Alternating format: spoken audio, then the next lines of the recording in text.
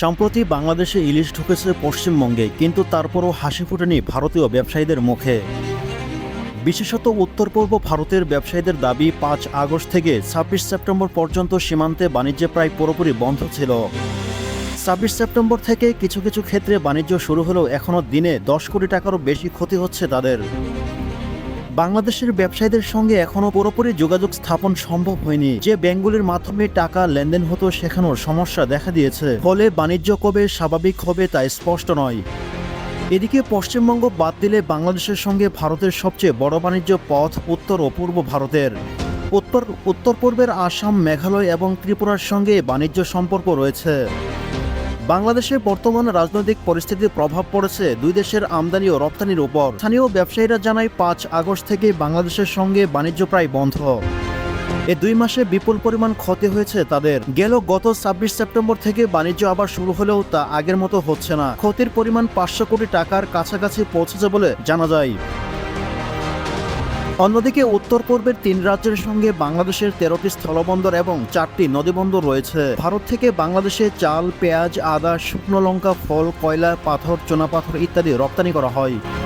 আমদানির ক্ষেত্রে সবথেকে বেশি সামগ্রী আসে কাঠের furniture, plastic, cement, GI sheet, waste cotton, iron rod, মাছ, আচার, বিস্কিট সহ বেশ কয়েকটি পানীয়। Bharat Bangladesh chamber of commerce and industries Guwahati শাখার সাধারণ সম্পাদক অমরেশ রায় গণমাধ্যমকে জানান, ৫ আগস্ট থেকে আমদানি এবং রপ্তানি দুটি ক্ষতিগ্রস্ত হচ্ছে। তিনি বলেন, প্রথমত বাংলাদেশের ব্যবসায়ীরা রাজনৈতিক কারণে গা ঢাকা দিয়ে আছেন, আর দ্বিতীয়ত যেসব ব্যাংকের সহায়তায় আমরা ব্যবসা করছিলাম সেগুলো এখনো বিভিন্ন নতুন নিয়মের অধীনে, ফলে আগের মতো লেনদেন সম্ভব হচ্ছে না। আন্তর্জাতিক ব্যবসায় টাকা আদান প্রদান করা হয় ডলারের মাধ্যমে। এক্ষেত্রে কিছু ব্যাংক আমাদের সহায়তা করত, কিন্তু তাদের ক্ষমতা এখন কমিয়ে আনা হয়েছে। বস্তুত দুই দেশের ব্যবসায়ীরা পরিস্থিতি স্বাভাবিক করার জন্য চেষ্টা করেছেন এবং ২৬ সেপ্টেম্বর থেকে কিছু কিছু ট্রাক যেতে শুরু করে, তবে এতে পরিস্থিতি স্বাভাবিক হয়েছে এমনটি বলা যাবে না। বাংলাদেশের সিলেটে ব্যবসায়ী জয়ন্তী চক্রবর্তী গণমাধ্যমকে বলেন, যেসব ব্যাংক আগে ভারতের ব্যবসায়ীদের লেটার অফ ক্রেডিট এলসি দিত, তাদের এখন আর সে অনুমতি নেই। বর্তমান শাসক দল বলছে বাংলাদেশের ডলারের পরিমাণ কম, ফলে তারা এই সিদ্ধান্ত নিয়েছে। টিম টিআরসি হৃদয়ে ধারণ করে বাংলাদেশ। দ্য রিয়েল কনসালটেশন, স্বচ্ছ ভ্যাট আইনে দক্ষ ন্যায্য ভ্যাট প্রদানে। আর বহু ব্যবসায়ী একসময় আওয়ামী লীগের সমর্থক ছিলেন, তারা ভয়ে আত্মগোপনে আছেন। পরিস্থিতি স্বাভাবিক কবে হবে আমরা জানি না, তবে এক্ষেত্রে ক্ষতিগ্রস্ত হচ্ছে দুই দেশেরই বাণিজ্য।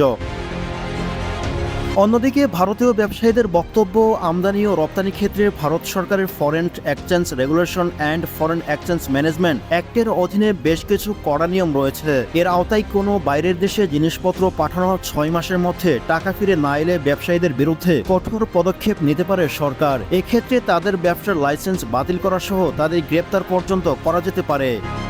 বাংলাদেশ ব্যাংকের ক্ষমতা হারানোর পর এখন ভারতের অনেক ব্যবসায়ী এই আশঙ্কায় রয়েছেন। নাম প্রকাশে অনিচ্ছুক এক ব্যবসায়ী ডয়চে ভেলেকে বলেন, আমরা জানি না বাংলাদেশের পরিস্থিতি কবে স্বাভাবিক হবে এবং আমরা ইতিমধ্যে এ টাকা বিনিয়োগ করে বসে রয়েছে। তার দাবি, উত্তর পূর্ব ভারতের ৩,০০০ ব্যবসায়ী বাংলাদেশের ছোট বড় ব্যবসা করেন। সময় মতো টাকা ফেরত না এলে এদের প্রায় সকলে কম বেশি সমস্যায় পড়বেন, এমনকি লাইসেন্স হারানোর আশঙ্কাও রয়েছে। আগরতলার ব্যবসায়ী শঙ্কর রায় জানায়, ভারত থেকে চাল, পেঁয়াজ সহ বেশ কিছু সামগ্রী অল্প হলেও বাংলাদেশে যাচ্ছে, কিন্তু বাংলাদেশ থেকে প্রায় কোনো সামগ্রী ভারতে আসছে না। আমরা লাগাতার বাংলাদেশের ব্যবসায়ীদের সঙ্গে যোগাযোগ রাখছি, তবে তারাও আতঙ্কিত। সেক্ষেত্রে স্থানীয় সরকার এলে হয়তো ভারত সরকারের পক্ষ থেকে বৈঠক করে সমাধান সূত্র বের করা যেতে পারে। এই পরিস্থিতিতে সমস্যায় পড়েছে আনুষঙ্গিক ব্যবসায়ীদের সঙ্গে জড়িত মানুষরাও।